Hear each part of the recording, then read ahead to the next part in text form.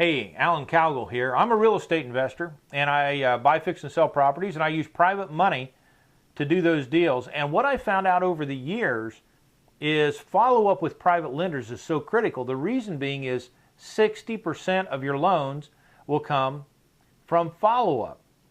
So here's what I tell my students. So with follow-up, 60% of your lenders are going to come from follow-up. You got two kinds, person to person or where you mail them something.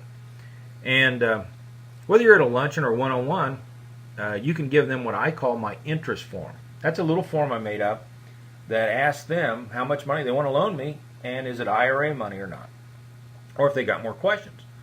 And I give that out every time now in the luncheon. I didn't give that out early on because in the very first luncheon because I didn't realize I had a problem on getting feedback from folks. And so I did it in the second luncheon and on. And you should too. And I'd include your mailing address and fax number on it so it's easy to submit. So this is person to person. When you're meeting somebody, I'd hand them a form to give you information coming back.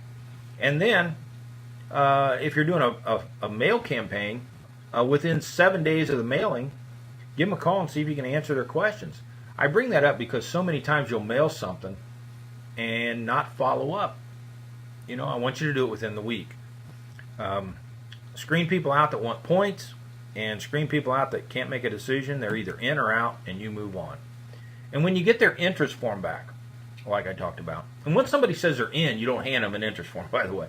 But once they're, this is to get the information on whether they want to get in or not. And once you get it back, I want you to up the ante. So for an example, if somebody comes to you and they say, well, I want to loan you $100,000, I want you to come back and say, well, if I find a deal worth $200,000, should I call you? I want you to up this ante and see where their head's at. I hope you enjoyed that training video. One of the things I'd like to talk to you about was early in my real estate career, before I became a national speaker, I was at a live event and I asked a very successful real estate investor if there was any laws or regulations when it came to the SEC. And his answer to me was, no, don't worry about it. We're in an exempt category. Go on out and do whatever you want to do. Well, roll the clock forward, I found out that what he told me wasn't true, and actually he has now followed, I guess, his own advice, ended up in jail because he created a Ponzi scheme. So when I started to teach, I realized that I needed to deliver accurate information to my students. So I paid an attorney to go out and research every state in the United States and gather up the information on the SEC and how it impacts real estate investors when they borrow money from private lenders. And coming out of that, I produced this little booklet. It's a 60-page booklet on the SEC compliance questions and answers. My goal here was to answer your questions about how the SEC impacts your life.